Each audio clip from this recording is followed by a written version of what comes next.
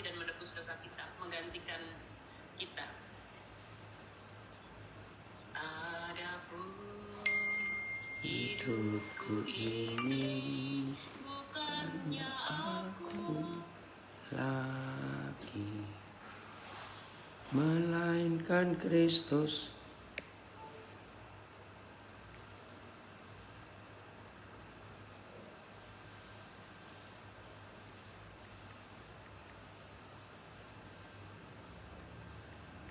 punya aku lagi, melainkan Kristus yang hidup di dalam aku. Tapi, aduh, sinyalnya putus-putus ini. Enggak. Iya. Maaf ya sinyalnya ini. Aduh. Nggak ada suara. Kasihi aku dan yang menyerahkan dirinya karena aku. Adapun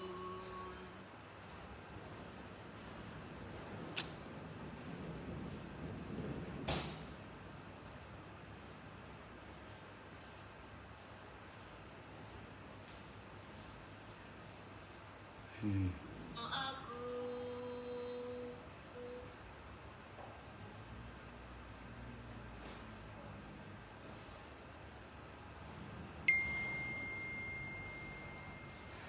lagi, melainkan Kristus yang hidup di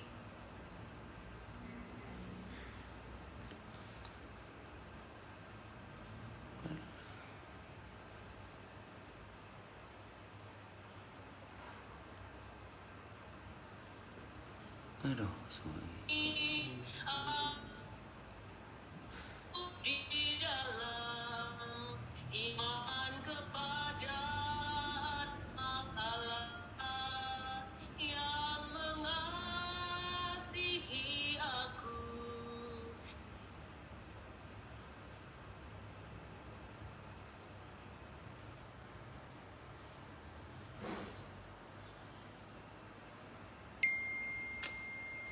Bagaimana ini?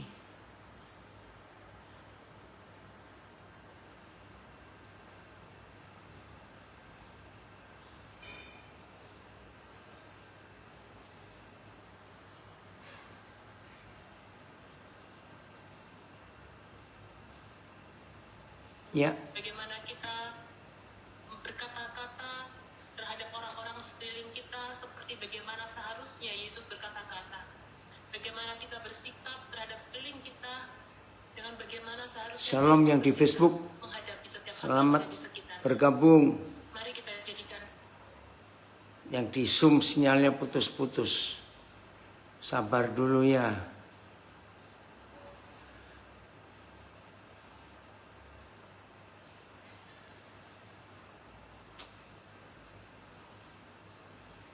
Yau yang dari Nias Raya.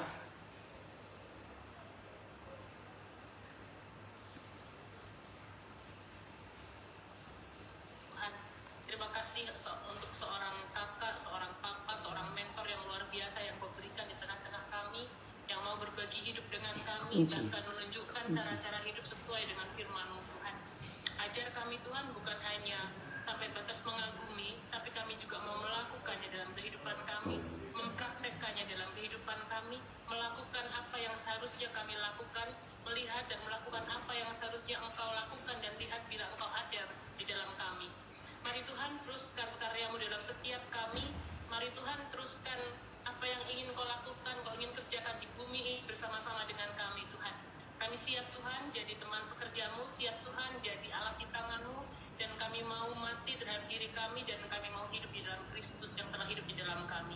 Kami mau menyambut firman-Mu Tuhan, kami serahkan panjang penyampaian firman ini hanya di dalam nama dan kasih sayang-Mu Tuhan Yesus Kristus Tuhan kami, Bapa kami yang luar biasa. Haleluya. Amin. Sebentar, tadi putus-putus ini. Mau ngecek suara di Zoom bagaimana? Masuk Facebook yang masuk yang di Alexander Full. Oke, udah live ya. Live. Oh, sudah live ya? Oke, tapi ini kok nggak ada di sini ya? Bentar. Aduh. Oke, Koden. Eh, Koden ya. ya sebentar. Ini belum bisa masuk yang di Facebooknya ini. Di Zoom jelas. Tunggu, saya cek juga di Facebook. Facebooknya yang Alexander Full Pi. Kalau di Alexander pendidiknya juga ada cuma Papi ya. Yang buka. Ada itu. Oh begitu. Makan sekali mau nyanyi dulu, makan swab itu. Oh ya. Oh yang di full ada. Maaf. Oh yang di full ada, ya udah. Coba. Oke, berarti bisa langsung ke Instagram. Ya, tapi yang di Zoom bisa dengar jelas. Biar tadi mau ngirim tri aja sih. Kenapa?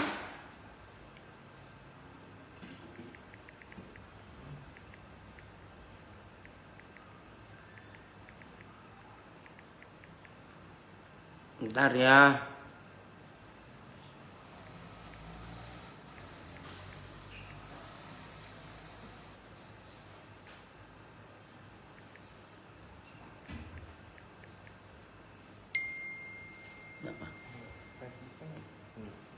Udah masuk Facebook kamu, coba dicek Facebook. Bentar ya.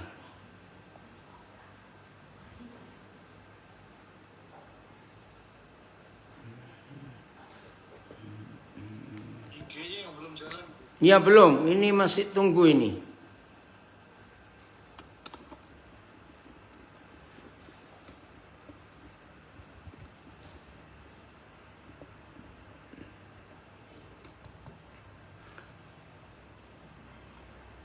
Oke, coba bantu cek IG-nya An.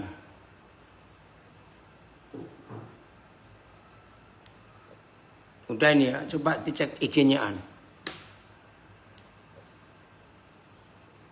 Maaf ya, masih ngatur.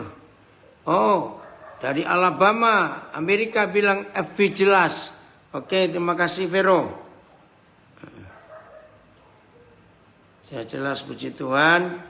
Jadi yang di Zoom bisa dengar jelas suara saya? Aduh, hilang lagi. Sabar ya. Zoom-nya terputus. Ayo.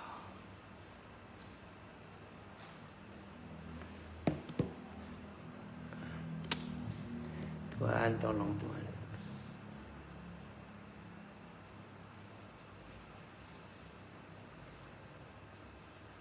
Sudah yang di Zoom sudah nyambung lagi?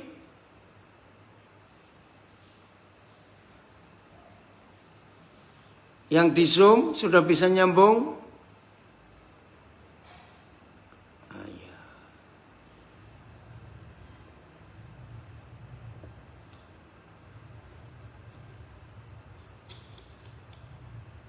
Halo yang di Zoom? Gak ada suara. Sabar ya. Aduh, ya di Facebook jelas. Ini gantian. Semalam Facebooknya mati, sekarang Zoom-nya yang mati. Tunggu. Halo yang di Zoom. Bisa dengar suara saya? Aduh. Sabar ya.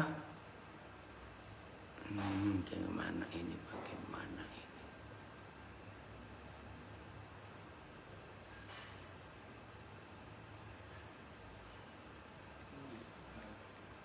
Kenapa? Gak bisa ya? Enggak dengar suaranya, Pi. Nah ini baru masuk, iya putus tadi. Gimana ini ya? Benarkah Anda biasa Scoopy? Tekan Iya di satu, Facebook, tiga, jadi gimana enaknya? Halo. Ya cek, ini Facebook, Zoom. Sekarang Facebooknya bagus, IG bagus, Zoom-nya ini. Jadi gimana enaknya ini? Ya, telepon lo, saya telepon. Telepon, ya Ren, sabar ya Ren. Nomor ini. Ya, kalau nomor ini aja ya, karena ini yang on. Oke? Ya. Ya, bentar. Jadi, aduh. Ini mau ditelepon Jackie. Jadi ini Zoom-nya apa ini nih? Hilang lagi. Aduh.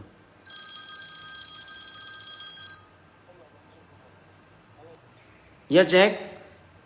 Halo. Facebooknya hilang lagi. Aduh. Apa ini Zoom? Sorry, Zoom-nya nggak ada lagi ini. Oke, pakai ini aja. Halo? Yes. Loh, jadi kedengaran kamu ngomong, tapi Zoom-nya bagaimana ini? Halo. Ayo. Halo. Cek, dengar nggak? Dengar, saya dengar. Oh, dengar. Oh, ini matiin lagi tuh. Zoom-nya di... Iya. Oke. Bisa dengar ya, Tuhan tolong dalam nama Yesus. Kedengaran suara? Ya, coba dicek. Oh, hilang ya. Nah, hilang, aduh. Sabar ya, yang di Facebook, Instagram. Tuhan tolong ini bagaimana ini. Tuhan. Aduh, putus lagi. Sabar ya.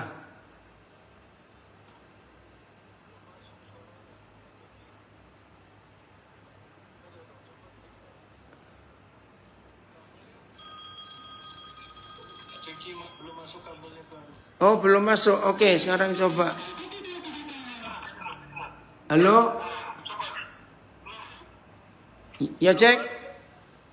Oke, bagaimana? Halo.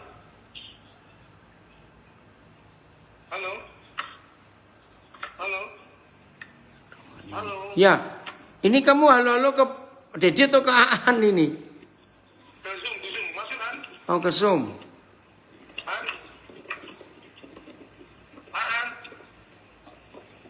Kedengaran kan?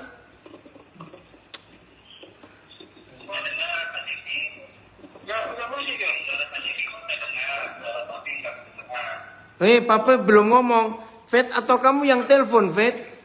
Ini kedengaran kan? Dedi saya dengar kamu, cek. Sudah dengar. Enggak yang dari Zoom, oke? Bisa lanjut? Kamu sudah masuk belum?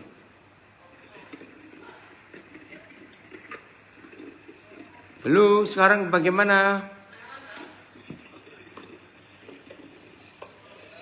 Kedengaran kan? Kamu kecilin tuh. Ya, mau kecilin. Maaf.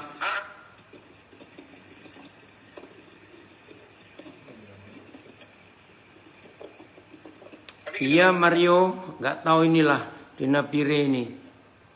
Jadi kalau Zoom butuh data besar, terus bagaimana? Ini pakai telepon ini sekarang.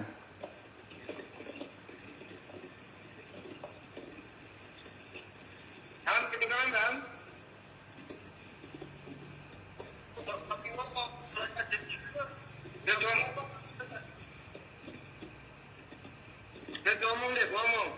Iya, lah ya, jadi tunggu ini, karena kalau Zoom-nya udah, bagaimana yang di Zoom bisa dengar?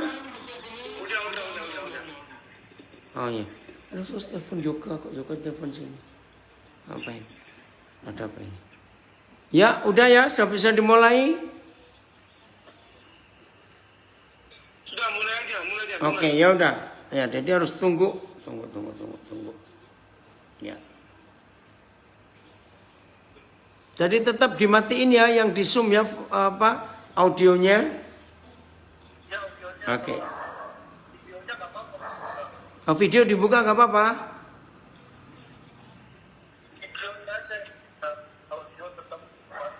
Enggak. Jadi yang dimatikan audionya atau videonya yang di Zoom? Videonya mati. Oke. Terus suaranya, speakernya dibuka. Jadi berarti mati dua-dua yang di Zoom ya. Audio di mute dengan videonya mati. Gimana? Oh, video buka. Oke, coba ya dalam nama Yesus. Enggak ada halangan. Udah? Oke. Baik, puji Tuhan. Kita mau belajar sekarang. Shalom, selamat malam semua yang di Indonesia, yang di Eropa, selamat sore, yang di Amerika, selamat pagi. Puji Tuhan, Tuhan berikan kita kesempatan untuk boleh belajar lagi bersama-sama. Tema kita hari ini belajar tentang 2 macam dasar dari Injil Matius pasal 7 ayat 24 sampai 27. Saya baca dulu ayatnya. Matius 7 ayat 24 sampai 27. Ya, kita belajar. Setiap orang yang mendengar perkataanku ini dan melakukannya, ia sama dengan orang yang bijaksana yang mendirikan rumahnya di atas batu. Kemudian turunlah hujan dan datanglah banjir. Lalu angin melanda rumah itu. Tetapi rumah itu tidak rubuh sebab didirikan di atas batu. Tetapi setiap orang yang mendengar perkataanku ini dan tidak melakukannya, ia sama dengan orang yang bodoh yang mendirikan rumahnya di atas pasir. Kemudian turunlah hujan dan datanglah banjir. Lalu angin melanda rumah itu sehingga rubuhlah rumah itu dan hebatlah kerusakannya. Saudara, Tuhan kita, ya, perhatikan statement ini. Tuhan kita, Bapa di surga, tidak pernah memaksa kita untuk mentaati, menuruti, melakukan firman-Nya. Nah, ini yang beda, maaf, dengan agama-agama lain. Ya, saya ulangi, ini konsep yang penting. Bapa di surga dan Tuhan Yesus tidak pernah memaksa kita, anak-anaknya, untuk mengikuti, mentaati apa yang Dia perintahkan. Beda dengan yang lain. Maka itu saya harus berkata kepada rekan-rekan saya para pendeta, jangan pernah nakut-nakuti orang, nakut-nakutin jemaat. Kalau tidak melakukan ini, tidak melakukan itu, maka kamu begini, maka kamu begitu. Jangan. Maaf, apalagi yang sering khotbah tentang perpuluhan. Aduh, ancamannya ngeri sekali. Ada yang bilang terkutuk kalau nggak memberi perpuluhan. Ada yang bilang masuk neraka. Ada yang bilang bangkrut nanti usahamu. Woi, ngeri sekali. Bukan begitu Bapa kita di surga. Maka itu kita ingat. Dari 12 murid itu, ada 3 murid. Kalau orang Jawa bilang, orang Jawa Tengah ini ya, nyeleneh. Tahu kata nyeleneh? Beda dengan yang lain. Yaitu Petrus, Thomas, dan Yudas. Nah, 3 ini kan lain sendiri dibandingkan dengan 9. Betul tidak? Nah, ini loh masalahnya. Mereka kan dengar pelajaran atau khotbah yang sama. Kan tidak mungkin Tuhan Yesus ngajar 12 orang itu beda-beda topik. Capek. Yang diajarkan Tuhan Yesus sama. Dan tiap hari Tuhan Yesus ngajar sendiri, tidak pernah diwakilkan kepada orang lain atau guru yang lain. Coba renungkan ini. Diajar oleh guru yang sama, disampaikan ke pengajaran materi yang sama, didengar bersama-sama oleh 12 murid itu. Kenapa yang 3 bisa lain sendiri? Nah, ini dia. Bahkan ini di IG ada komen. Ada pendeta yang bilang, nanti kalau nggak bayar 1/10, banyak pengeluaran tak terduga atau membengkak. Ini masih lumayan kalau cuma pengeluaran membengkak. Tapi kutukannya itu yang menakutkan. Nah, Tuhan gak begitu. Jelas ya? Maka itu dalam kehidupan kita, Tuhan tidak pernah memaksa kita ini mau mentaati atau tidak. Nah, celakanya saudara, saya ulangi celakanya. Yang menentukan nanti kita ini bagaimana. Ini yang berbahaya, bukan sekarang. Tapi nanti. Lah nantinya itu yang bahaya buat kita. Karena kita tidak tahu kapan nanti itu terjadi buat kita. Tidak tahu. Nah, sama seperti sebagian besar saudara tahu. Hari ini pun kami masih dalam suasana duka. Karena salah satu anak yang Tuhan berikan, saya didik sejak tahun awal 90-an, Tuhan panggil mendadak. Minggu pagi masih pelayanan, masih khotbah. Minggu yang lalu, jadi seminggu besok. Di suatu desa, kira-kira 74 km dari Nabire, ke arah utara, ke arah selatan. Saudara, ternyata dalam perjalanan itu, nah kebetulan hari itu yang menemanin anak-anak kami yang di asrama. Jadi nggak ada anak-anaknya. Biasanya anak-anak juga ikut. Kalau pelayanan ke desa itu. Atau tim yang lain ikut. Tapi aneh. Minggu kemarin ini masing-masing pada sibuk. Sehingga dia pergi kira-kira dengan 5 atau 6 anak asrama. Nah ternyata dalam perjalanan pulang ke Nabire. Anak-anak cerita. Tapi setelah meninggal. Aduh terlambat sekali. Mereka cerita bahwa bapak tadi berhenti sampai 5 kali di jalan. Ditanya kenapa, pusing. Nah mungkin di situ tekanan darahnya sudah tinggi. Nah tapi sampai rumah ya biasa-biasa saja. Bahkan masih bisa sempat makan. Nah pas sore-sore dia lagi telepon dengan tim yang di Manokwari. Tiba-tiba dia menjerit. Nah langsung jatuh dari duduk itu. Dan Tuhan panggil. Nah ini loh. Kita itu nggak tahu. Kapan nantinya buat kita itu nggak tahu. Nah maka itu dalam Matius 7 ini kita melihat. Sekarang nggak kelihatan. Tapi nanti. Kalau ada masalah, ada macam-macam.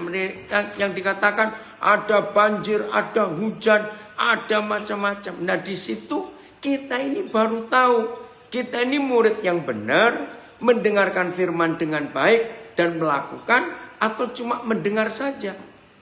Jadi sekarang gak kelihatan. Oh mungkin sekarang kelihatan bagus-bagus, manis-manis, aduh rohani sekali, hebat sekali. Mungkin kelihatan begitu. Maka itu saudara, fondasi atau dasar yang kita pelajari hari ini sangat penting untuk kita perhatikan. Tesnya bagaimana. Oke, dari Karo Nur Ginting menjua-jua. Ya, kita lihat sekarang 1 Korintus pasal 3. 1 Korintus pasal 3. Ya. 1 Korintus pasal 3 mulai ayat yang ke-10. 1 Korintus pasal 3 mulai ayat yang ke-10. Nah ini jangan terjadi dalam hidup kita. Ya. Judulnya juga sama. Dasar dan bangunan. Ayat 10-an. Oke. Baca ya. Sama toh. Judulnya dasar dan bangunan. Oke. Sesuai dengan kasih karunia Tuhan yang dianugerahkan kepadaku, aku sebagai seorang ahli bangunan yang cakap telah meletakkan dasar dan orang lain membangun terus di atasnya. Tetapi tiap-tiap orang harus memperhatikan bagaimana ia harus membangun di atasnya. Nah, ini ya Mario bukan ayat 3 tapi ayat 10 Mario. Ya. Nah, saudara perhatikan kalimat ini. Tiap orang harus memperhatikan bagaimana ia harus membangun di atasnya. Nah, untuk membuktikan yang dibangun di atasnya itu apa dan jadinya bagaimana, ingat, ditentukan oleh fondasinya. Betul tidak? Nah, saudara, maka itu kita harus serius. Satu kali saya pernah baca ilustrasi, itu sudah viral. Pasti saudara pun pernah baca itu. Ya, begini. Ada seorang mandor tukang bangunan yang setia kepada bosnya. Setelah bekerja sekian tahun, ya, oke, Joe Wiman, saya belum kenal itu ya, ada kirim salam ya. Setelah bekerja sekian tahun, maka waktunya mandor ini, kontraktor ini memensiunkan orang ini. Lambas, bagaimana pemakaman opung? Ya. Nah, begitu dia mau pensiun, tiba-tiba bosnya memberi pekerjaan. Dia minta, tolong ya, terakhir, sebelum kamu pensiun, bangunkan aku rumah. Aku nggak menentukan ya modelnya, gambarnya. Kamu yang menentukan. Nanti aku akan bayar kamu. Begitu. Ternyata karyawan ini, mandor ini kecewa. Bilang, bos ini kok nggak tahu diri. Sudah waktunya pensiun, suruh kerja lagi. Walaupun digaji, tapi kan ini sudah waktunya pensiun. Nah, tapi karena dia nggak enak, karena dia kerja sudah lama, dia tahu majikannya itu bagus. Akhirnya dia kerja tidak sepenuh hati. Begitu selesai, si mandor ini serahkan kunci. Bosnya bilang, terima kasih. Ternyata kamu luar biasa. Menuruti apa yang aku minta. Nah, sekarang sebagai tanda terima kasihku, selama kamu kerja dengan aku, banyak pelanggan yang membangunkan rumahnya kepadaku. Gara-gara kamu, mereka puas. Saudara, begitu bos ini terima kunci rumah yang dikerjakan oleh mandor ini, rumah yang terakhir sebelum dia pensiun, betapa kagetnya mandor ini.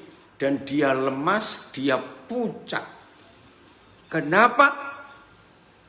Begini bosnya berkata, sebagai tanda terima kasihku kepadamu, karena kamu sudah setia melayani aku. Oh, maaf, lambas salah ya, Armando, bingung apa. Dengar kalimat ini, jangan itu terjadi dalam hidup kita. Begini kata bos itu. Oke, Angki, puji Tuhan, dari Ambon baru muncul lagi kamu. Udah berapa lama ini Papa nggak lihat kamu muncul, ikut belajar. Saudara dengar kalimat ini. Sekarang ambil rumah ini, aku berikan untuk kamu dan keluargamu setelah pensiun. Lah, kenapa dikasih rumah kok dia lemes, kok dia pucat? Saudara, ternyata dia nyesel dan tidak bisa diulangi lagi. Ternyata waktu dia bangun rumah itu, dia tidak bangun dengan baik, tidak diberi fondasi yang kuat, dia pakai material asal-asalan, dan gak ada yang baik bahan-bahan yang dia pakai. Aduh, waktu saya membaca kisah itu, saya berkata kepada Tuhan Yesus yang memanggil saya untuk menjadi rekan sekerjanya, Tuhan, mampukan aku sampai terakhir nanti aku tetap benar di hadapan Tuhan. Oh, kenapa ini? Saudara kira-kira sadar nggak ilustrasi ini? Saya tidak tahu siapa yang buat ilustrasi ini. Tapi saya tanya kepada saudara, kira-kira ilustrasi itu bisa terjadi nggak dengan hidup kita? Ini yang kita harus jaga-jaga dalam hidup kita.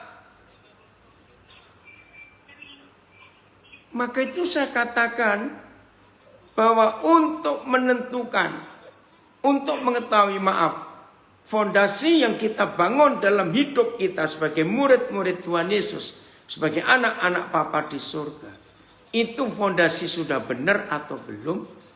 Ternyata bukan sekarang ngelihatnya, tapi itu nanti. Ngeri ya. Saya lanjutkan 1 Korintus 3 ini. Ayat 11 sekarang. Ya, 1 Korintus 3 ayat yang ke-11. Lihat firman ini. 1 Korintus 3 ayat yang ke-11. Ya, kalau sinyalnya jelek, nayangkan Alkitab juga lama. Ya. Karena tidak ada seorang pun yang dapat meletakkan dasar lain daripada dasar yang telah diletakkan, yaitu Yesus Kristus. Jadi inilah fondasinya, inilah dasarnya itu, Yesus Kristus. Saya ulangi lagi 11. Karena tidak ada seorang pun yang dapat meletakkan dasar lain daripada dasar yang telah diletakkan, yaitu Yesus Kristus. Puji Tuhan, dari Toronto hadir juga Kesia, ya Bernard, puji Tuhan. Ayo terus belajar. Nah, kira-kira ada dasar-dasar lain enggak yang tanpa sadar dari khotbah? Jack, putus Jack. Bentar. Maaf ya, teleponnya putus ini. Benarkah Honda Via Top Putih tekan 1, 2, 3 atau 5 untuk berlangganan NFT ini? Tarif negeri. Dia nyambung aja, dia nyambung. Kenapa? Ini pakai telepon tetap? Nggak usah, pakai Facebook yang punya pendidik, coba lihat. Oh, Putus. jadi sekarang telepon ditutup? Tutup, coba ngomong. Ya, jadi ini cara baru lagi, maaf, terpotong sebentar. Yang di Zoom bisa dengar jelas suara saya? Jadi langsung aja, mulai aja. Ya, enggak, mau tanya, bisa dengar suara Dedi? Lu enggak, maksudnya pakai Facebook itu bagaimana? Enggak ngerti ini, maaf. Jadi sekarang telepon ditutup. Tutup. Ya Facebook aja coba. Audionya pakai Facebook karena lebih bagus suaranya. Lah ya, jadi sekarang yang di Zoom ini bagaimana? Tetap dimatikan? Yang di Zoom bisa dengar jelas suara saya? Jelas. Oke ya. Ya. Baik, saya lanjutkan. Ya. Puji Tuhan, Kalimantan Utara hadir. Ya. Saudara, kembali. Ternyata fondasi dalam hidup iman kita itu bisa macam-macam. Enggak hanya ya Tuhan Yesus Kristus. Oke, ini dari Jogja komen. Ada dasar uang, dasar tentang diri sendiri. Betul. Yang dari Jogja, Mario. Betul. Saudara, maka itu, dari Tampa, Florida. Kiong, puji Tuhan, senang Koden, kamu bisa gabung dari Florida ini. Ya. Nah, kalau kita perhatikan firman ini, ternyata fondasi dalam hidup iman kita itu nggak harus Tuhan Yesus. Aduh, ngeri sekali. Ya, bisa fondasinya adalah ego kita. Wih, pelayananku hebat. Aduh, pelayananku begini. Maaf, ada toh orang-orang memuji-muji dirinya sendiri dan dalam khotbahnya, dalam pengajarannya walaupun pakai Alkitab. Ini yang berbahaya. Walaupun pakai Alkitab, ternyata kita bisa mengajar arah yang salah kalau fondasinya bukan Tuhan Yesus Kristus. Tetapi menarik orang-orang yang mendengar pendeta itu ngajar ke dirinya sendiri. Ada yang mengajarkan pokoknya memberi persembahan, persepuluhan, pokoknya memberi. Jadi uang tidak sedikit di masa pandemik ini. Gembala-gembala menelpon jemaat, menagih perpuluhannya. Saudara, mengerikan sekali. Kita lihat penyesat-penyesat. Ada banyak penyesatan yang pernah terjadi atas nama Tuhan. Kenapa? Karena yang diajarkan bukan tentang Tuhan Yesus. Ingat loh, walaupun pakai Alkitab. Nah, kembali ke 1 Korintus 3 ayat 12 sekarang. Ya. Maka itu kita harus hati-hati dalam hidup ini. Puji Tuhan, Mami Waren bisa hadir juga ya, mendengar ini. Ya. Saya ingin kembali sebentar ke ayat 11-nya. Ya. Harus fondasinya cuma satu. Tidak boleh dua, tidak boleh yang lain. Harus Tuhan Yesus. Ayat 11 saya baca lagi. Karena tidak ada seorang pun yang dapat meletakkan dasar lain daripada dasar yang telah diletakkan, yaitu Yesus Kristus. Oke? Jadi kalau saudara dan saya tidak ada yang lain selain Tuhan Yesus Kristus. Dan berapa kali saya menyampaikan, jangan Yesus plus. Yesus plus minyak urapan. Yesus plus anggur perjamuan. Yesus plus banner ini, banner bendera ini, bendera itu. Tidak. Harus hanya Yesus Kristus. Tolong diperhatikan. Juga bukan uang. Bukan. Ayat 12. Entahkah orang membangun di atas dasar ini? Jadi kita harus lihat, orang membangun di atas dasar ini dengan emas, perak, batu permata, kayu, rumput kering, atau jerami. Nggak ada yang tahu. Maka itu saya ulangi, untuk mengetahui apakah hidup kekristenan kita, hidup kita sebagai murid-murid Tuhan Yesus sudah benar atau tidak dengan fondasi yang satu, yaitu Yesus Kristus. Ternyata penentuannya bukan sekarang, tapi nanti. Lihat ayat 13. Aduh, ini menakutkan ayat 13 ini. Sekali kelak, suatu saat nanti. Nah, itu nggak tahu kapan. Suatu saat nanti. Orang membangun di atas dasar. Suatu kali kelak, pekerjaan masing-masing orang akan nampak. Ini yang saya takut. Saya harap saudara juga takut dengan firman ini. Sekali kelak pekerjaan masing-masing orang akan nampak. Karena hari Tuhan akan menyatakannya, sebab ia akan nampak dengan api. Jadi cara ngetesnya, cara ngujinya sebagai murid-murid Tuhan Yesus, sebagai anak-anak Bapa di surga, sebagai rekan-rekan sekerjanya, kita ini mendengar firman, langsung melakukan, atau hanya mendengar saja. Ingat tadi Matius 7, 24 sampai 27. Ada dua macam dasar.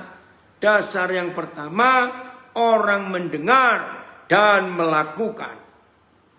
Maka ketika masalah datang, ujian datang, bangunannya enggak roboh.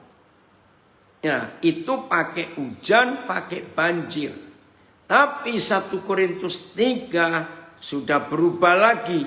Ngetesnya, ujiannya bukan pakai hujan, pakai banjir, tapi pakai api. Saya baca lagi 13. Sekali kelak pekerjaan masing-masing orang akan nampak. Karena hari Yahweh akan menyatakannya. Sebab ia akan nampak dengan api. Dan bagaimana pekerjaan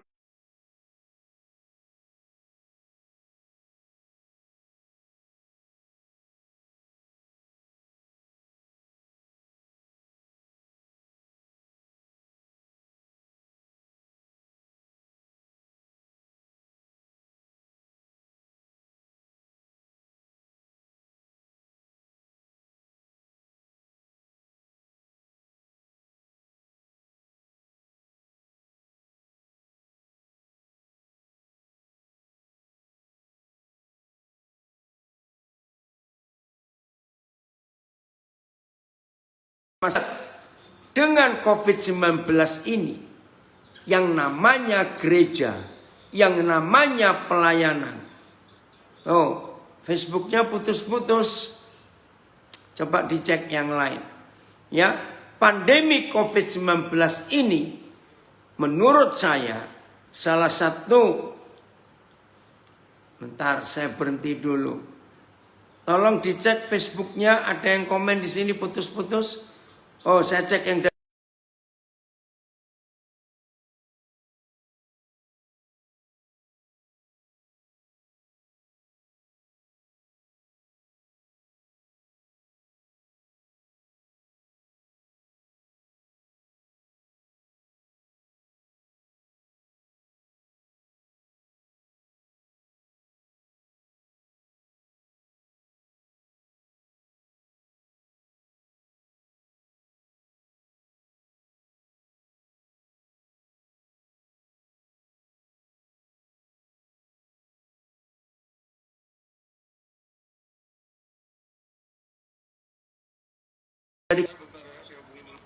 enggak, tolong dicek.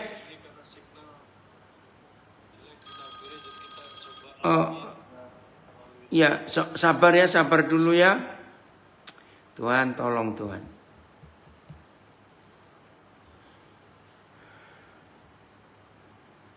Oh, sudah normal. Oke, sudah normal katanya. Udah normal, Jack. Telepon aja deh, pakai telepon. Oh, pakai telepon aja. Oke. Iya, gangguan chatting di sana. Oh, ya. Oke, ini sudah. Oh, maaf. Tuhan, tolong kami nggak tahu bagian. Putus juga ya. Oke, bentar. Ya, lanjut. Lanjut ya. Oh, puji Tuhan, Alabama sudah jelas. Oke, terima kasih Tuhan. Nah, saya lanjutkan. Buat saya, COVID-19 ini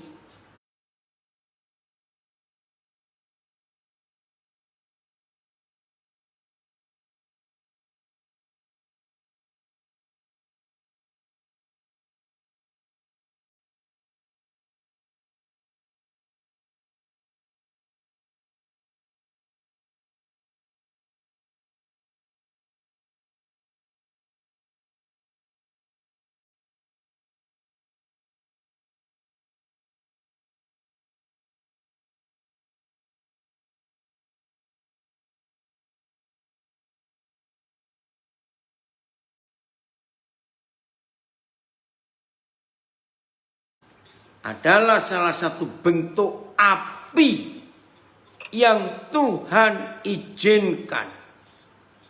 Karena selama COVID-19 ini saudara, yang namanya gereja Tuhan, yang namanya pelayanan, teruji enggak? Sudah setahun lewat ini. Tadi saya tanya saudara-saudara di Bali, mereka ternyata belum bisa ibadah offline atau di gereja. Kita nggak tahu sampai kapan. Nah, dengan pelayanan seperti ini COVID-19 ini, kelihatan saudara, baik murid-murid Tuhan Yesus yang tadinya begitu semangat kalau ibadah, karena ada berapa motivasi. Maaf, jangan tersinggung, ya ini fakta. Tidak sedikit, ini di kota-kota besar ya. Ya buat kami yang di Papua nggak berlaku lah apa yang saya katakan ini. Tapi di kota-kota besar di Pulau Jawa dan kota-kota besar di pulau-pulau lain, kalau minggu ibadah ini sebelum COVID loh, maaf, wih itu kesempatan, maaf ya. Ya nggak semua sih, nggak semua, tapi sebagian besar. Betul, pamer barang-barang yang bermerek, pamer bajunya, maaf saudara, itu sebelum COVID. Bahkan tidak sedikit para pemusik gereja besar loh ya, ada yang komen di Facebook, ada yang ke gereja cari nasabah karena dia itu agen asuransi. Aduh, ini dari Salatiga. Nah, saudara, nggak semua memang. Bahkan tidak sedikit, kalau sudah Jumat sore, Sabtu sudah terlambat, Jumat sore biasanya. Itu beberapa pemain musik, ya, beberapa pemimpin pujian, WL-nya, worship leader-nya, istri pendetanya, aduh maaf, Jumat sore sudah sibuk. Untuk minggu itu pakai baju apa, seragam apa, yang model apa, yang jasnya warna apa. Aduh. Puji Tuhan. Anak saya dari Makassar. Betul.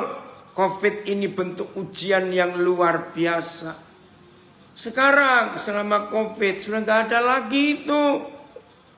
Ingat waktu Natal yang lalu saya berkata, inilah Natal pertama. Selama sekian ratus tahun ada gereja. Yang gereja tidak sibuk seragam Natal. Waduh, biasanya kalau mau Natal saudara, toko kain laris, penjahit laris. Karena seragam paduan suara ibu-ibu beda, paduan suara bapak-bapak beda, paduan suara ini, waduh sudahlah. Betul, maaf ini maaf. Saya cuma menyampaikan ini. Dan banyak lagi ujian-ujian itu. Kami hamba-hamba Tuhan juga begitu diuji. Apakah selama COVID ini tetap semangat melayani? Apakah selama COVID ini tetap sungguh-sungguh? Puji Tuhan, Yus dari Palangkaraya hadir juga. Ini api ujian itu. Dan banyak lagi yang lain. Belum lagi masalah keluarga. Bagaimana kita hamba-hamba Tuhan diuji model pelayanan kita. Bagaimana keadaan rumah tangga kita. Aman, bahagia, atau berantakan. Maaf, selama COVID ini kita melihat semua aspek. Bahkan saudara, ketika perekonomian morat-marit seperti ini, tidak sedikit baik keluarga hamba Tuhan, keluarga pelayan, keluarga jemaat, ekonomi turun, aduh mengalami macam-macam. Gara-gara ekonomi, gara-gara uang yang tidak sebanyak sebelum COVID. Ini ujian semua. Kembali 1 Korintus 3 masih ayat 13. Nah, kita akan lihat api yang model apa yang ada, yang hadir di hidup kita. Api yang model apa? Coba lihat. Sekali kelak pekerjaan masing-masing orang akan nampak. Karena hari Yahweh akan menyatakannya. Sebab ia akan nampak dengan api. Dan bagaimana pekerjaan masing-masing orang akan diuji oleh api itu. COVID-19 bukan serius 100% api yang dimaksud di ayat ini. Tapi ini pendahuluan. Saya tidak tahu setelah COVID ini ada bentuk api apa lagi. Saya tidak tahu. Saudara, disinilah kita belajar.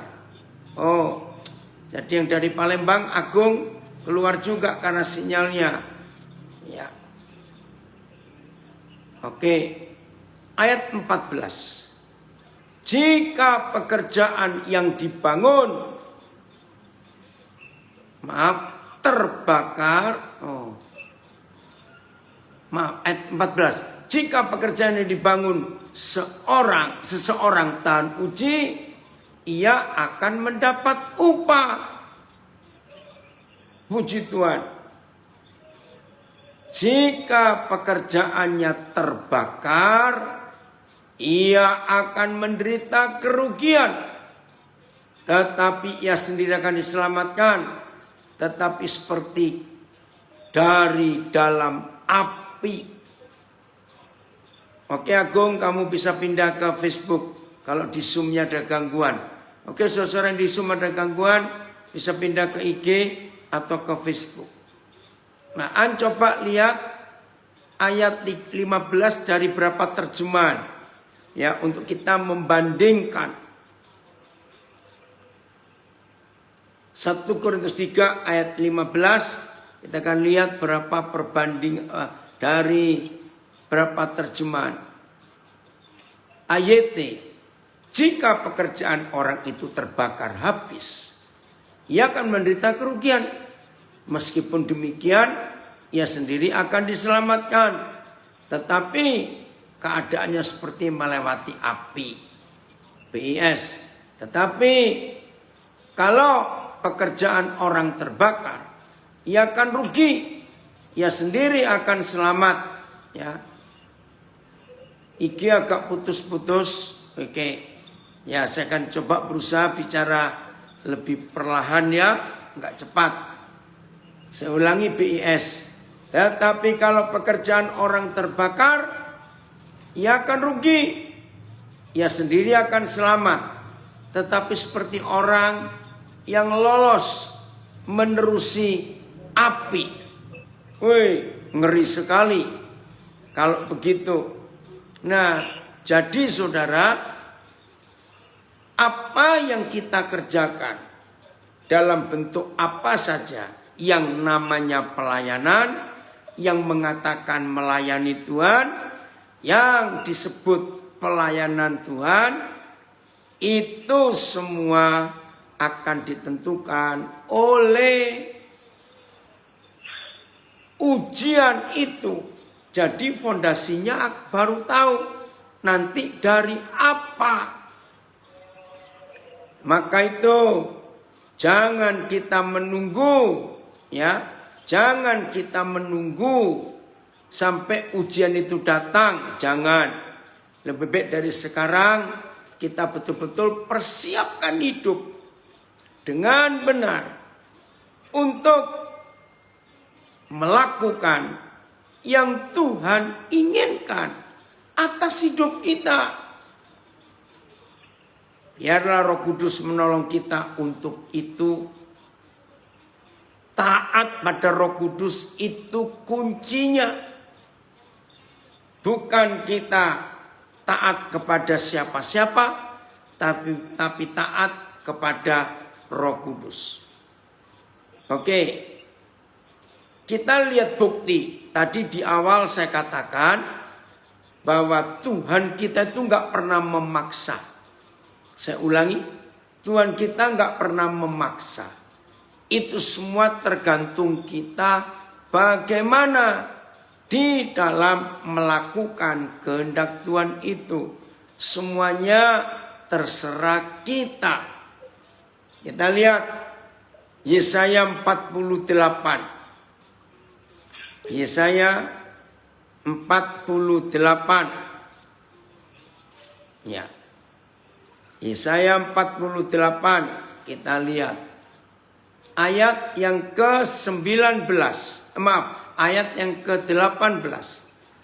Yesaya 48 ayat yang ke-18. Sekiranya engkau memperhatikan perintah-perintahku. Stop sampai kalimat ini dulu. Sekiranya. AYT seandainya. Ya. PS sekiranya. Ya. MILT sama sekiranya. Selebir kalau saja. Ya. AVB kalaulah engkau memperhatikan. Nah saudara bisa ngerti enggak? Sekiranya, seandainya, ya sekiranya engkau, kalau saja. Ini jelas bahwa Papa kita tidak pernah memaksa kita. Terserah kamu. Jadi terserah kita. Mau nggak kita memperhatikan perintah-perintahnya? Ya, yang lain sama memperhatikan.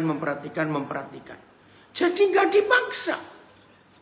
Amplified, oke, saya baca. Oh, that you had hearkened to my commandments. Oh, itu terserah kamu. Bagaimana? Ya, saudara. Maka itu Tuhan itu nggak pernah memaksa, terserah kita. Ya. Ini edit terjemahan apa? Saya lihat. Oh ini amplified ya. Oh, that you had paid attention to my commandments. Nah, jadi nggak memaksa, nggak you must, nggak begitu. Jadi tergantung kita. Kita mau melakukan perintah-perintahnya atau tidak. Kita mau memperhatikan pengajarannya atau tidak. Itu semua tergantung kita. Tuhan tidak memaksa. Tapi aneh. Manusia itu kok senangnya dipaksa. Betul enggak? Jangan. Lebih baik kita punya inisiatif sendiri. Setelah kita mendengar.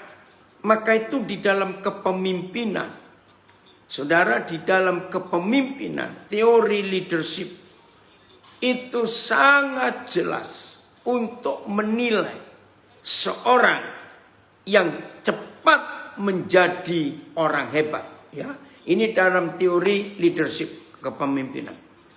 Gampang sekali untuk menilai seseorang dalam hidupnya. Nanti orang ini akan cepat jadi atau tidak. Dengarkan teori ini. Dan ini diambil dari apa yang Tuhan tuliskan untuk kita.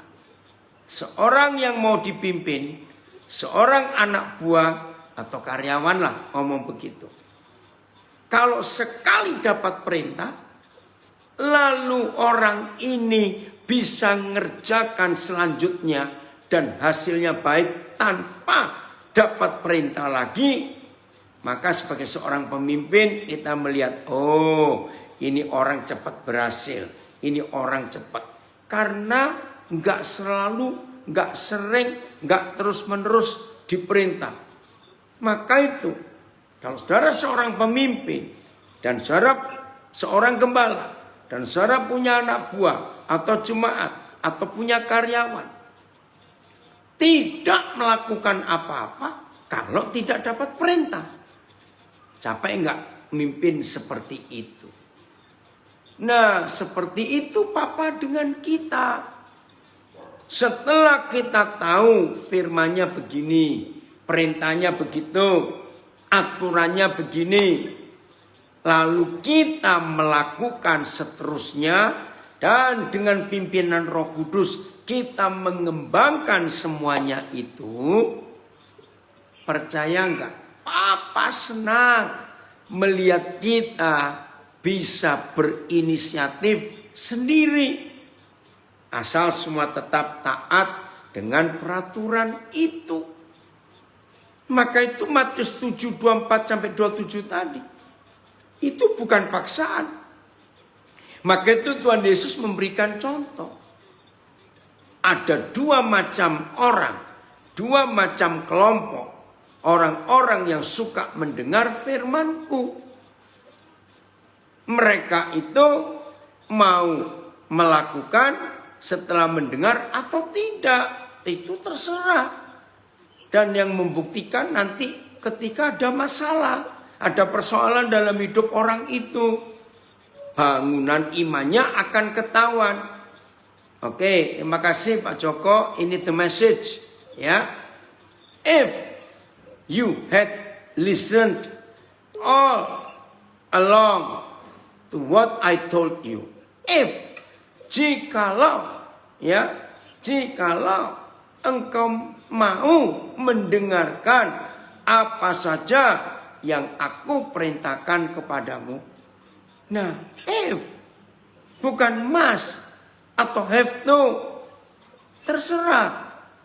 Waduh Tuhan, terima kasih. Maafkan saya. Ya, saya juga sering kali lupa. Maaf ya. Kalau saudara sudah membaca Yesaya 48 ayat 18 ini, kira-kira antara hamba-hamba Tuhan, pendeta termasuk saya, dengan Tuhan, maaf, siapa kira-kira yang lebih galak? Maaf ya. Nah, ini kita lihat Tuhan kita luar biasa. Semuanya terserah. Kita mau bagaimana? Oke, saya baca sampai selesai. Ayo An, jangan ditutup lagi. Ya, oh puji Tuhan. Yang dari Belanda mengakui lebih galak. Haleluya. Maaf.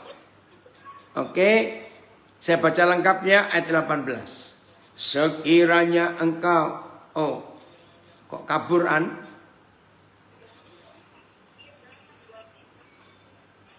Oke, saya baca di kaburan, nggak tahu kenapa itu. Baik ya, saya baca lewat Alkitab saya. Nggak apa-apa, nggak usah.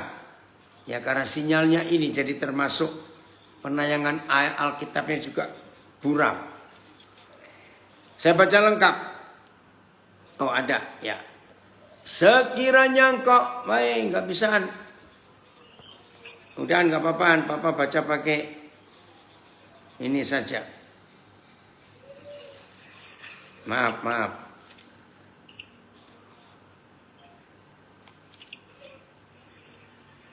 Ayat 18. Sekiranya engkau memperhatikan perintah-perintahku, sekiranya lo ya, maka damai sejahteramu akan seperti sungai yang tidak pernah kering, dan kebahagiaanmu akan terus berlimpah seperti gelombang-gelombang laut yang tidak pernah berhenti. Wih, luar biasa saudara, kalau kita mentaati sekiranya, seandainya, terserah kamu.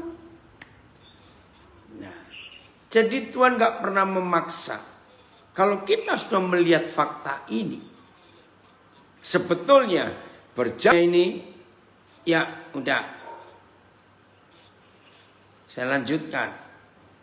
Jadi kalau sudah hidup seenak ini, seringan ini, ya segampang ini, kan gak sulit. Berjalan bersama dengan Papa di surga itu gak sulit. Betul? Maka itu penting sekali saudara, kita mentaati, melakukan apa yang Tuhan perintahkan atas kita. Jadi dalam hidup ini akan indah. Oke, terima kasih dari Belanda. Taat saja, nurut saja. Betul. Hasilnya mungkin sekarang kita tidak melihat, tapi kita tahu itu pasti, saudara. Wih, luar biasa Tuhan kita. Kalau kita mau hidup melakukan apa yang Tuhan percayakan kepada kita, hidup ini sangat hebat sekali. Oke ya, kita lihat firman yang berikut. Lukas pasal 5.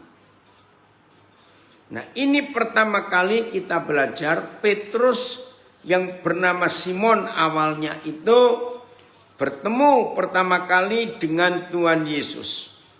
Lukas pasal yang kelima. Lukas pasal yang kelima. Ayat yang pertama.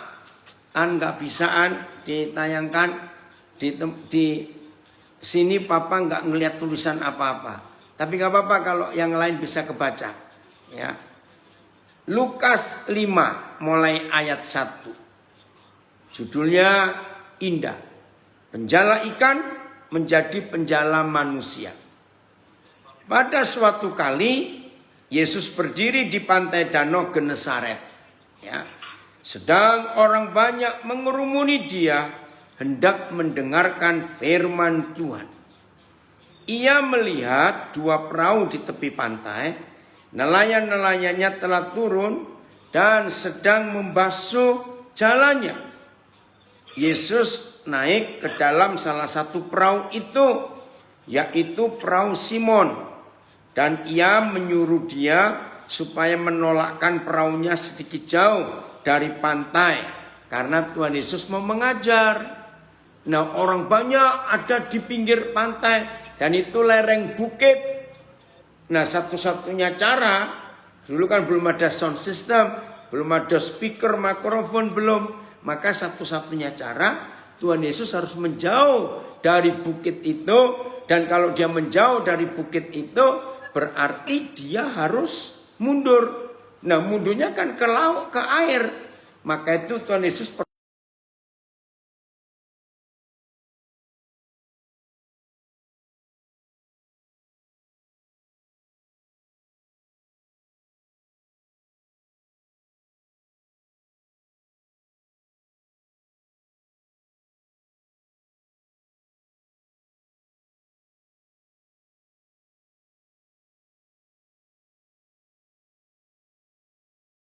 Ia berkata kepada Simon, bertolaklah ke tempat yang dalam dan tebarkanlah jalamu untuk menangkap ikan.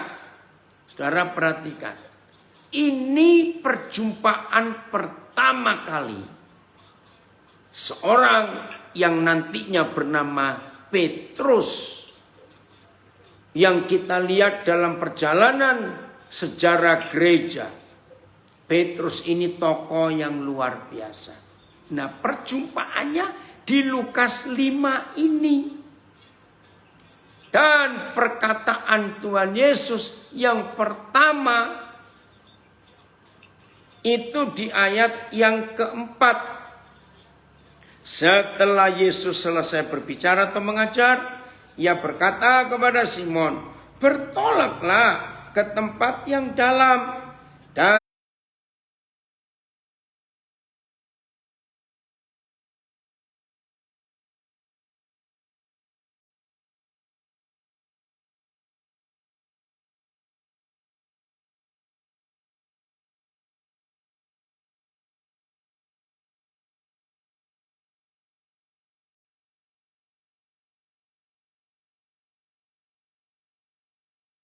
dan tebarkanlah jalamu untuk menangkap ikan. Ini perjumpaan pertama kali. Dan perjumpaan pertama kali justru dalam sebuah perintah. Tebarkan jalamu di tempat yang agak dalam. Tapi masalahnya, ini loh. Kalau kita belajar kata sekiranya, kita melihat peristiwa ini. Ternyata nggak mudah untuk nurut itu. Ya, saya ulangi, ternyata tidak mudah untuk taat.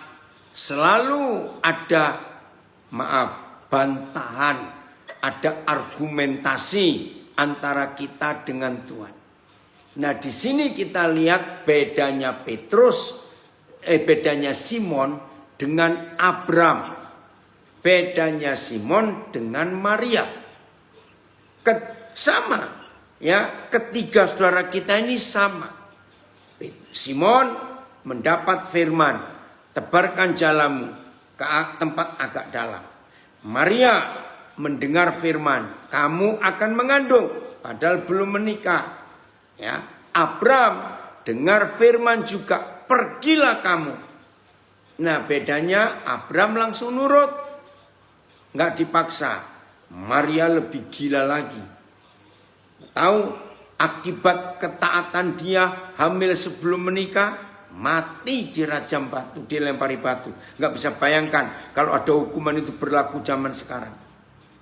Tapi dia nurut dan dia berkata, jadilah padaku seperti yang kau katakan. Wih, berani mati ini anak. Tapi Simon bantah. Walaupun nurut.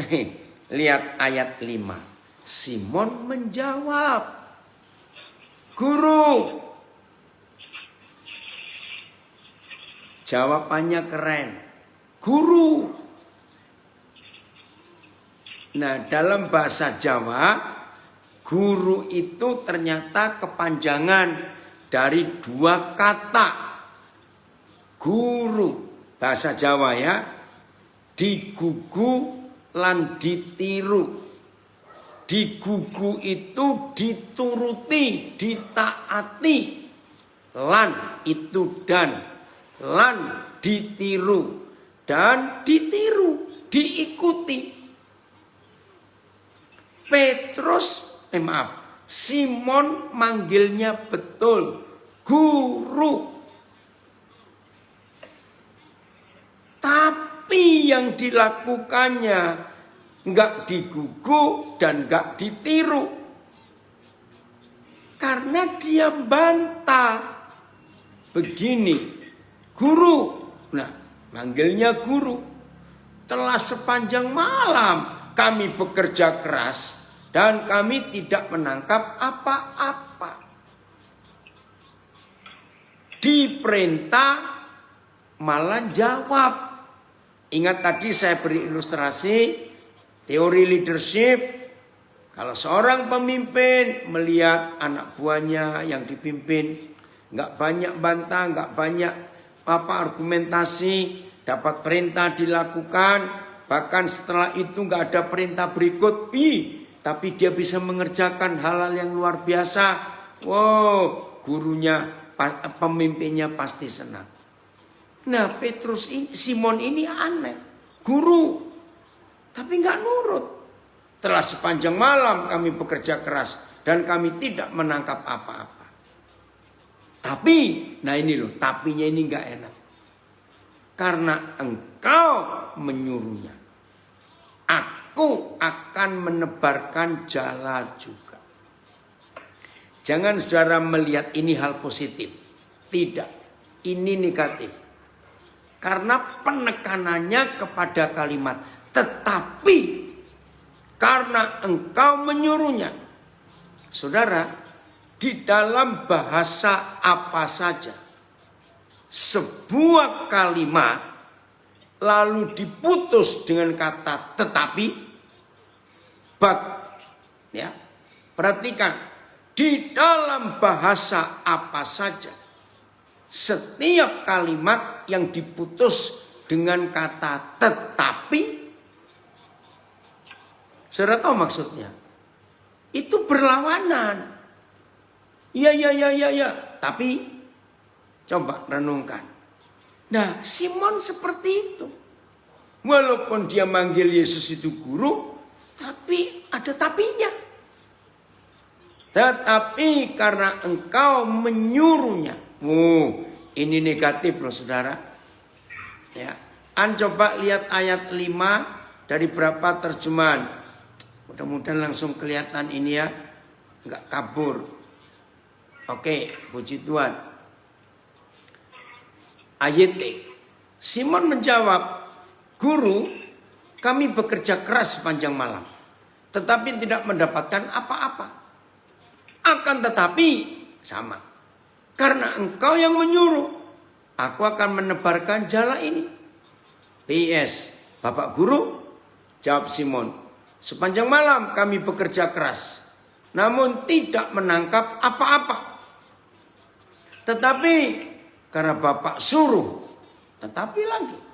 Dan sambil menjawab, Simon berkata kepadanya, Tuhan, setelah berjerih lelah sepanjang malam, kami tidak memperoleh apapun. Tetapi karena perkataanmu, ya sama.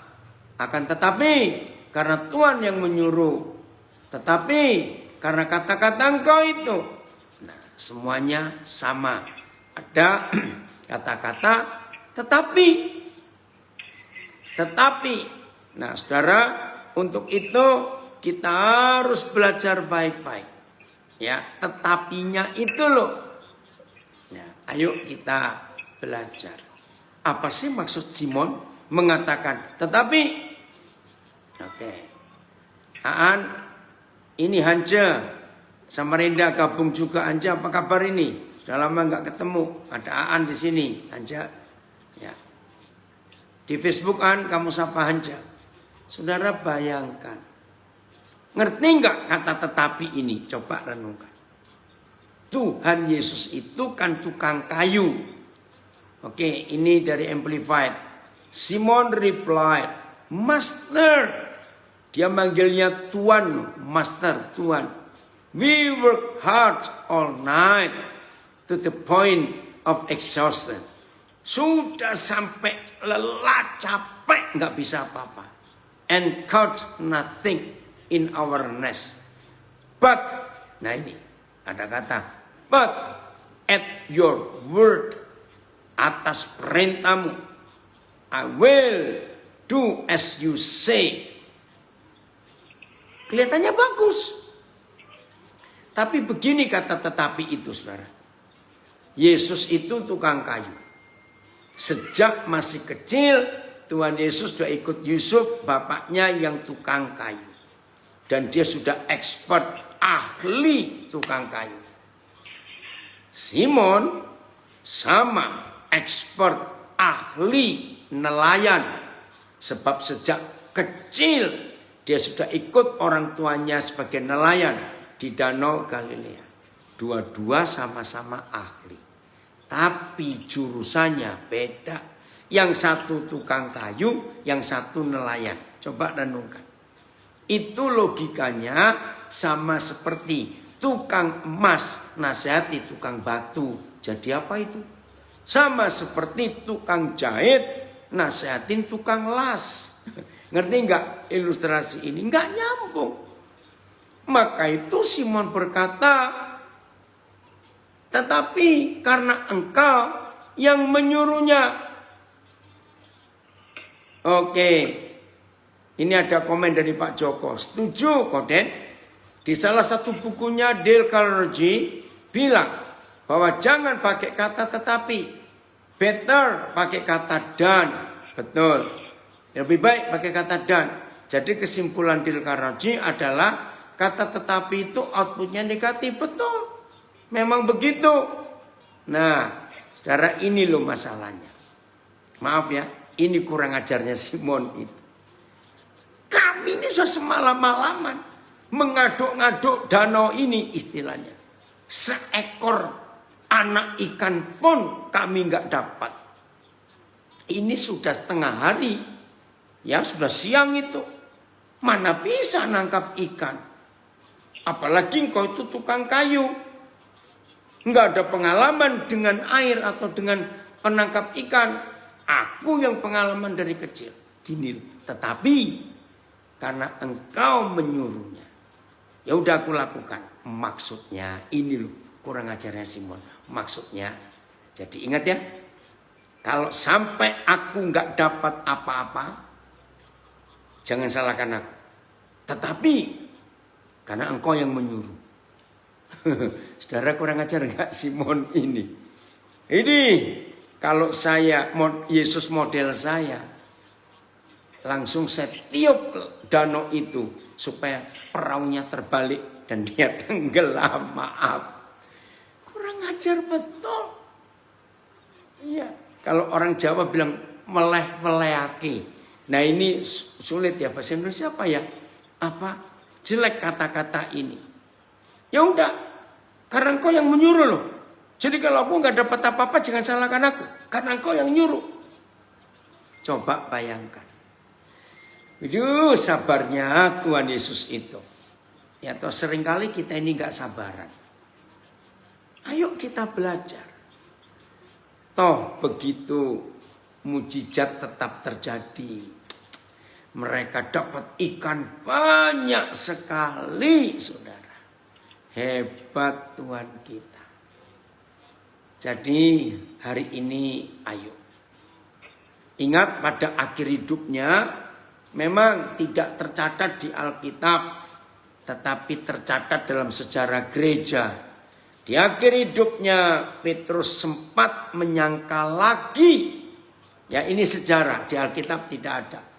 Ketika dia harus lari dari kota Roma karena dibakar kota Roma, tapi yang dituduh murid-murid Tuhan Yesus, Simon ketakutan. Oh, ada yang komen di Facebook dari Salatiga. Selama ini berpikir kalimat Simon itu positif. Bukti bahwa dia cepat taat pada perintah Tuhan. Ternyata tidak. Dia meragukan. Maka itu kata tetapi itu penting. Tapi puji Tuhan, Petrus tetap bertobat. Setelah dia melarikan diri, dalam sejarah ya, di perjalanan dia bertemu dengan Tuhan Yesus dalam penglihatan. Akhirnya dia balik lagi ke Roma dan sejarah gereja mencatat dia ditangkap, dihukum mati salib, terus dia minta kepada kaisar, jangan aku disalib seperti Tuanku, biar kepalaku yang dibawa. Itu sejarah. Jadi ngeri. Puji Tuhan dia bertobat. Jadi saudara, kita harus belajar mulai hari ini ya. Sekiranya nanti kalau ada badai, ada ujian, ada api, ada apa, bangunan iman kita runtuh. Aduh sedih sekali. Biarlah kita tetap setia sampai ke akhir. Ya tidak gugur di tengah jalan, tapi sungguh-sungguh taat sampai ke akhir. Inilah firman yang Tuhan inginkan. Ayat terakhir dari Wahyu pasal yang ke-13. Ya, Wahyu pasal 13. Ini ayat yang terakhir supaya kita tetap taat dan setia sampai ke akhir hidup kita. Maaf, Wahyu 13 ayat yang tunggu ya. Maaf, sebentar.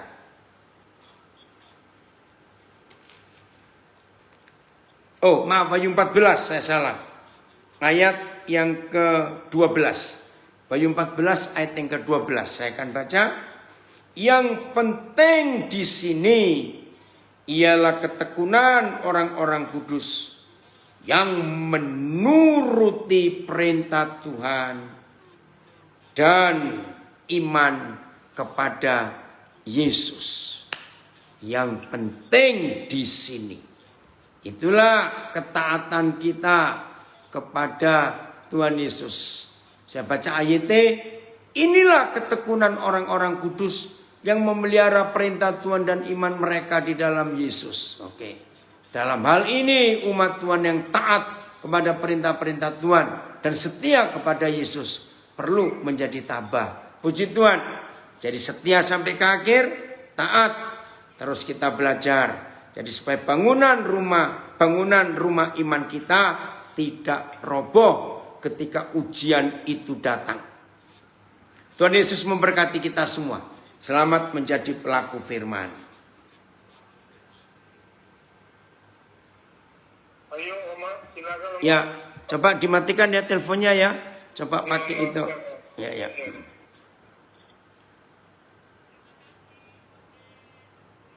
Pak Jeki. Sama-sama. Nah, jalan. Luar biasa. Jalan. Hari ini kita belajar lagi ya Bapak Ibu. Ayo, kita jangan jadi pendengar aja terus. Kita bergerak yuk. Ada yang mau bertanya Bapak Ibu silahkan. Korden menyediakan waktu tuh. Lihat korden. Biarpun signalnya maju mundur tetap maju terus bersama Yesus. Amin. Tanya bersahabat sedikit dong saudara-saudara. Jangan pasif begitu, kenapa? Ayo Ivan, kalau mau nanya jangan gaya guyu ae. Ayo Mas, silakan. Saya masih belum, nanti aja. Oh nanti, oke. Thank you, Koden, firmannya Koden. Sama-sama. Keren ya Roh Kudus ya Van. Roh Kudus keren. Iya. Ya, Koden. Ayo Erik yang jarang nongol, ayo Erik silakan. Nanya dong, Inge. Ayo iki arek-arek Surabaya. Inge, Erik, Hengki nak, ayo nak. Oh, Hengki muncul ya, Hengki ya. Kau sudah lama tidak basu. Hengki muncul. Muncul tapi jadi pendengar yang setia. Heng, buka. Nggak disebut tante. Oh, maaf aku nggak tahu Tio itu gimana. Tio ini siapa? Coba dinyalain videonya. Tio, Kok bisa nggak tahu itu loh. Tio yang mana ya? Antuk Surabaya. Oh, Andre. loh, ini yang Andre. Lah kenapa namanya? Ya ampun, maaf ya nak. Aku nggak tahu. Kalau ganti nama terus, saya bukan Koden, belum jadi Koden. Semua nama samaran Koden tahu. Ayo. Itu bukan nama samaran, nama beneran, namanya akeh.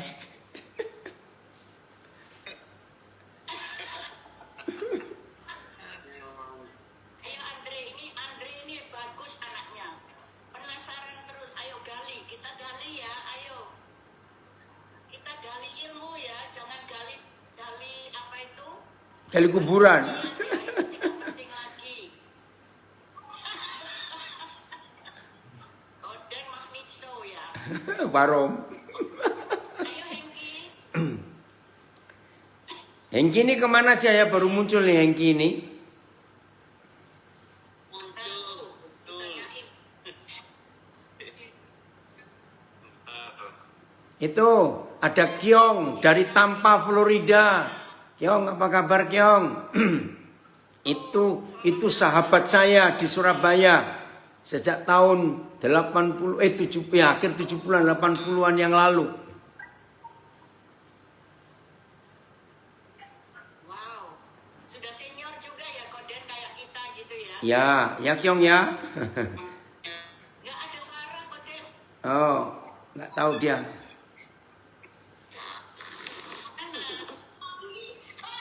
Sahabatnya Koden lewat FB atau lewat sini? Enggak, dari Surabaya dulu. Halo Kyung, how are you? How's the weather in Tampa? Please. And good, thank you. Yes, please. Your video. Could you please make it your video on so I can know your face that we can chat together with other children of Koden. Gimana? Nah, itu Hengki. Waduh, rambutnya wis gondrong, Heng. Ini tak cokor sini. Ojo gelem Heng, digunduli kamu. Tengahnya yang tak cukur Koden, samping-samping nggak usah. Oke ya, yang di Facebook dan IG.